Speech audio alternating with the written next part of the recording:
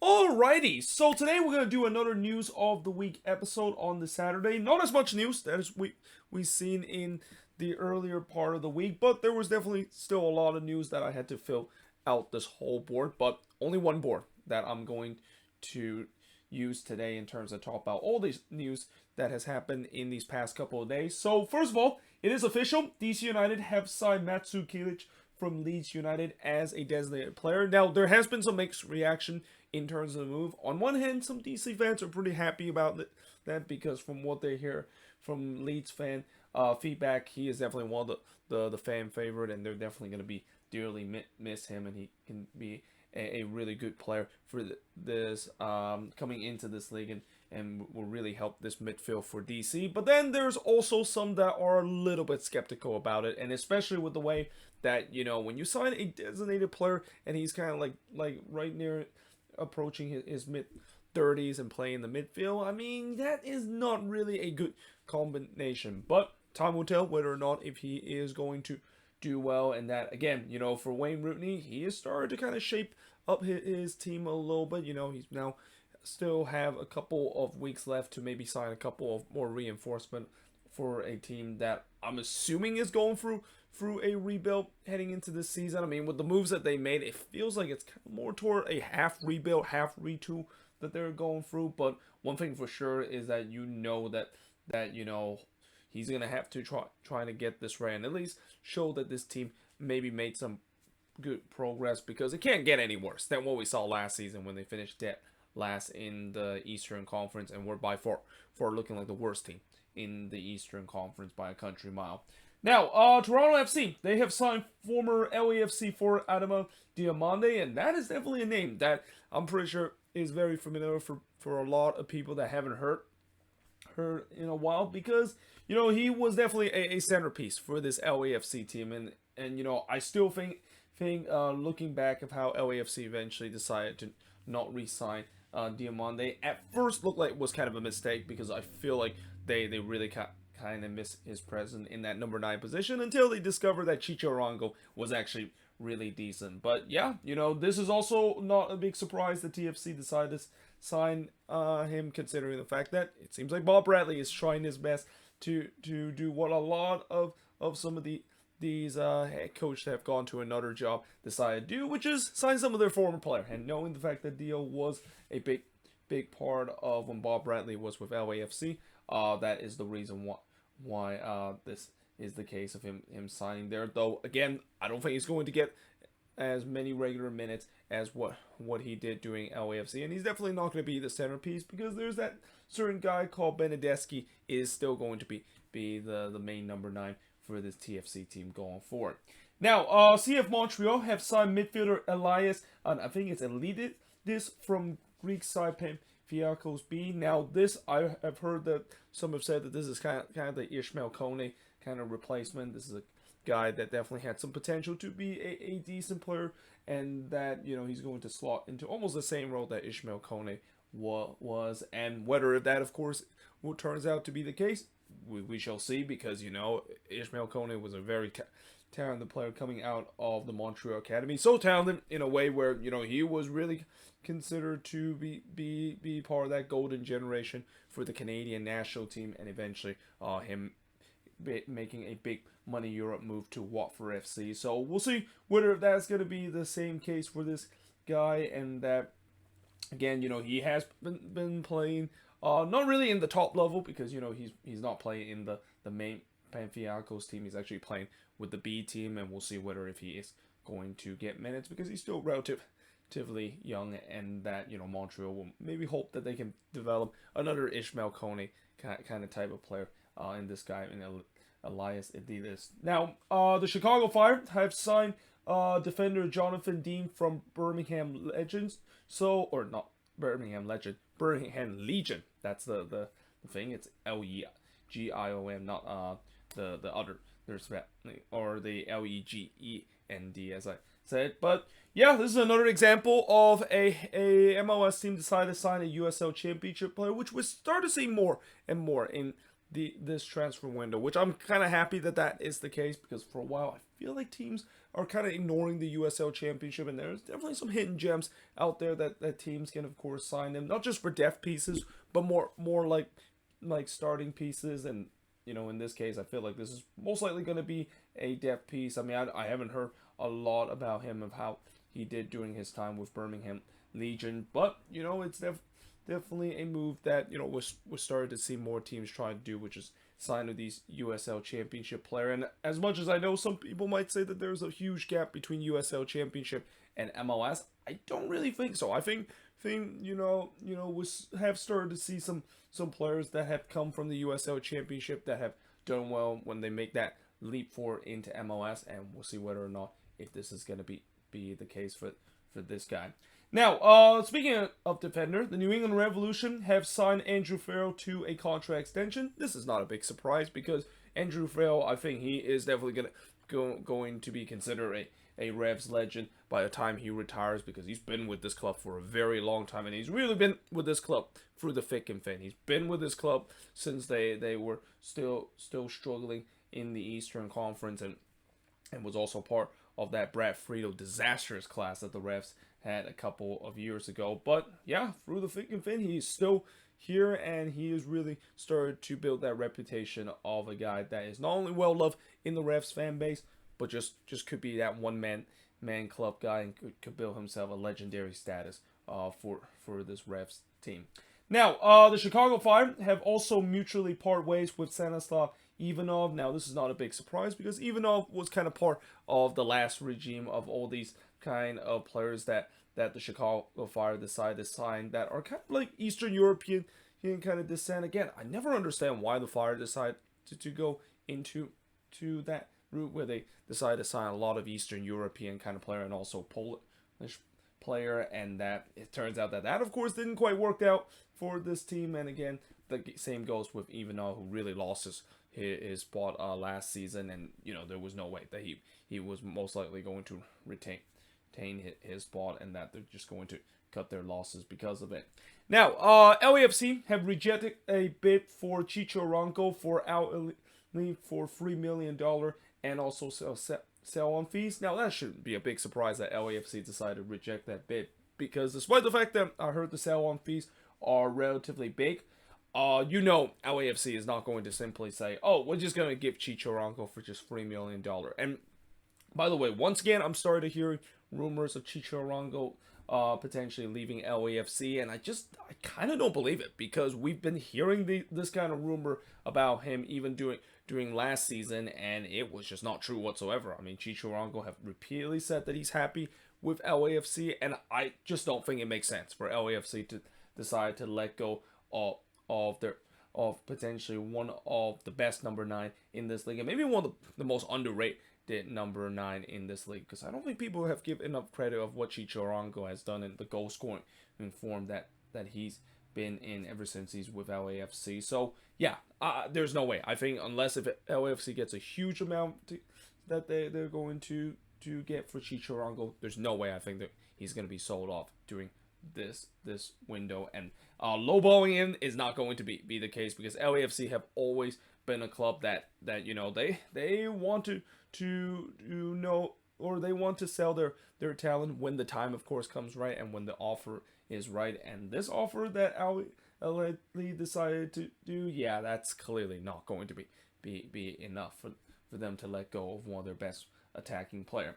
Now, speaking of striker, Christian Ramirez, remember him with Minnesota United, and will forever known as a Loons legend. Well, there's a report that he might be coming back to MLS. So after of him enjoying a relatively decent spell with Aberdeen, I mean, from what I heard, it seems like he actually did really well with Aberdeen in the beginning, but then kind of started to fall off of his good form, to a point where he actually was regularly not featured in the starting 11 for Aberdeen. But yeah, it looks like he is planning to come back to MLS, and the Columbus Crew, it looks like, is going to be the team is looking to try to get him. I think even the San Jose Earthquakes is rumored to potentially get Christian Ramirez. Now, there's no doubt that if Ramirez decided to join either the Crew or the Quakes, he's not going to be a regular starter, because for the Columbus Crew, we all know who's going to be the regular starter for this team in the number 9 position. It's got to be Chicho Hernandez. But,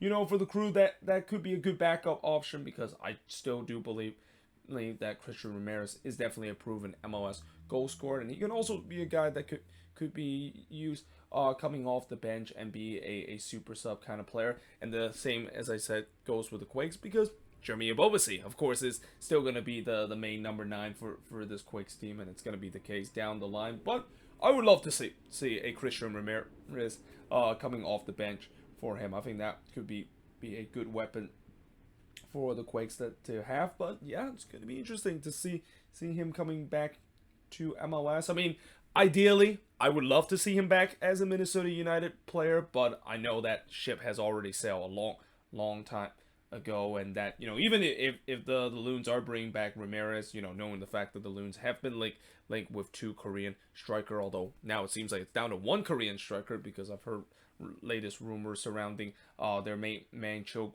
Gwin-soon most likely is not going to be signing with the team. They're just down to the other Korean striker in Hwan Woo-jo as probably the backup or the main man alongside with Luis Henry. And I know Minnesota, as much as they really want to get a number 9, I don't think that is kind of the big priority for the team, especially with the way I've mentioned before. The big priority for Minnesota United is on the defensive part. But going back to Christian Ramirez, it would be nice to see him back in the league, and that, as a Loons fan, I will always be a big fan of Christian Ramirez, especially of him being such a legendary player for this team for a long time. Now, moving on, in the next news, we got a report suggesting that Ecuadorian midfielder Carlos Guezo is reported to sign with a club in California. Now, obviously, there's only 3 MLS club in California, so it's pretty much either going to be the Galaxy, LAFC, or the San Jose Earthquakes. And I think I can safely say I eliminate the LA Galaxy in that bit, because, when you look at the Galaxy midfield, they are absolutely stacked. I don't think they really need to get another midfielder like Carlos Guezo. So it kind of goes down to LAFC and the San Jose Earthquakes. Now, I would definitely love to see a Carlos Guezo coming to the Quakes, especially, midfield is definitely one area that I think the Quakes might need to improve, especially with the way that, with Medi is now no longer with the team, and really the only guy in that midfield that I really trust for the Quakes is Judson in that spot. Having a Carlos Guezo will definitely help out, and also especially with the way that it kind of makes sense of him decide to join the Quakes, knowing the fact that him and Luchi Gonzalez does have a connection with each other. So it would make perfect sense of him decide to come to the Quakes. But I can also understand why he might come to LAFC, because LAFC might be thinking about selling Jose Cifuentes, and that if they do sell Cifuentes, this would be a perfect replacement, signing another Ecuador midfield player that perfectly slots into his spot. But yeah, it's going to be interesting to see, is it going to be LAFC or is it going to be the Quakes that's going to be able to win the Carlos Guezo sweepstake.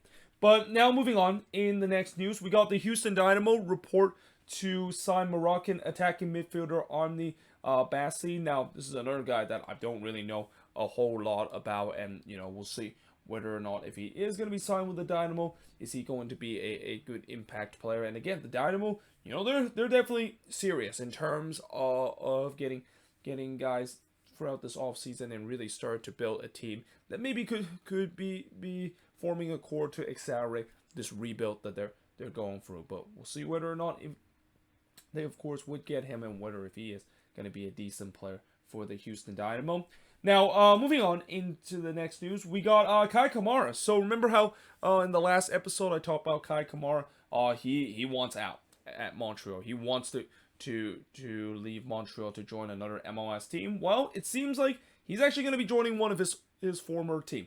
There's a report saying that he wants to go back to the Columbus Crew and reunite with Wilfried Nancy. And again, it's not a big surprise that if this move does happen, because as I said before, it seems like this is kind of the trend that whenever you have a former head coach that joined another team, he would always want to bring some of his guys from the former team to play for him. And in this case, it feels like maybe Wilfried Nancy and Kai Kamara are really like each other, and that he personally, for Kai Kamara, he wants to go back to Columbus. And again, I think this also kind of depends on the Christian Ramirez situation, because I think if Christian Ramirez is going to be joining the Columbus Crew, I don't think they really need to add another striker in Kai Kamara, and especially with the way that Kai Kamara, I mentioned before, he is a guy that I think there's got to be a lot of teams that is rumored to get him. I mean, I know the age might play a little bit factor, but still, when you look at how he's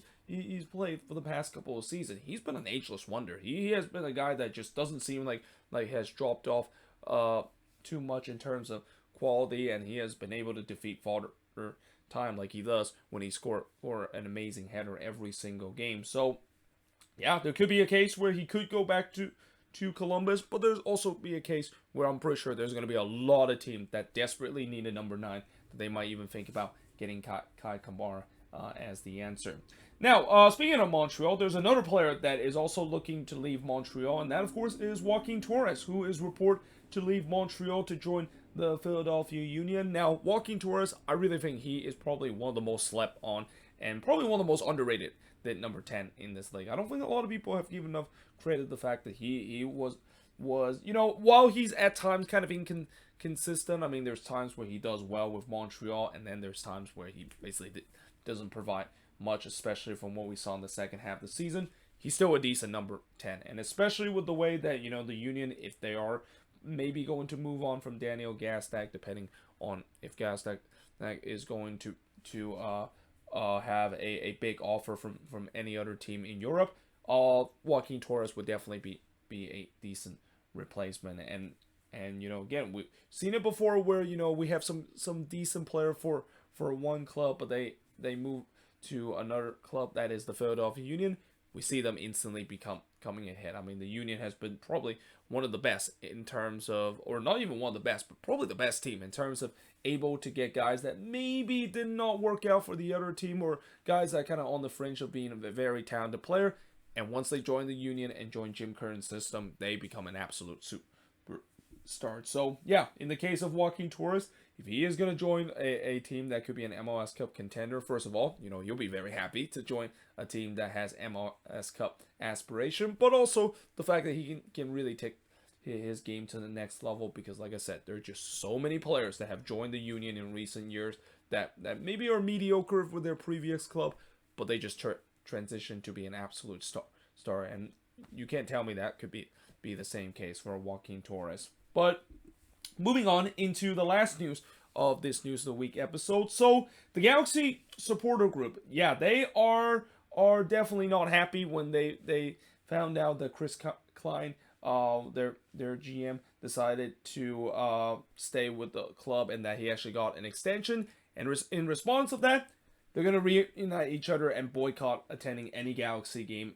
until Chris Klein potentially is going to be fired. And if you don't know about the whole situation with Chris Klein and the LA Galaxy, yeah, let's just say that the relationship between Galaxy fans and Chris Klein goes just as well as in terms of the fact that they're still considered to be regular MLS Cup contender, because yeah, it's been a bit ugly in terms of the way that every Galaxy fans can say that if there is one person that they really hate from their club, it's Chris Klein. They've been wanted him to be removed from his job for a very long time, and I feel like after the situation with the Galaxy breaking the rules in terms of violating the roster rules, and they of course got some sanction hit them, similar to what we saw Inter Miami did a couple of years ago.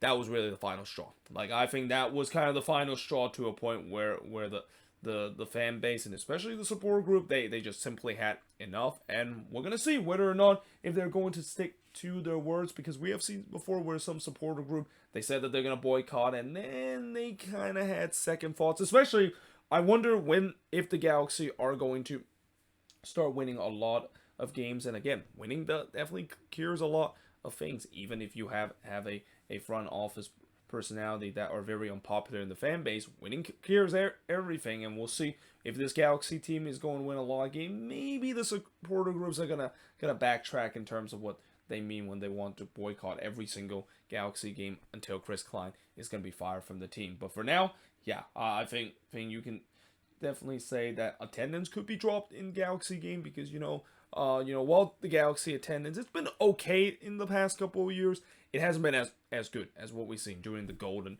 era, and with the supporter groups being gone, that's definitely going to drop the attendance for this upcoming season. But there you have it. That is pretty much it in terms of this news of the week episode. And as always, let me know in the comments below what do you think of this video, and if you're watching this and you don't see some news that I didn't put here on the board, or actually, let me rephrase that. If there's any news that I didn't mention here on the board that you want me to reply on in the comment section, let me know in the comment section below. But until then, hope you guys enjoyed this video. If you do, make sure you guys leave a like, smash the subscribe button, and yeah, I of course will see you guys next time.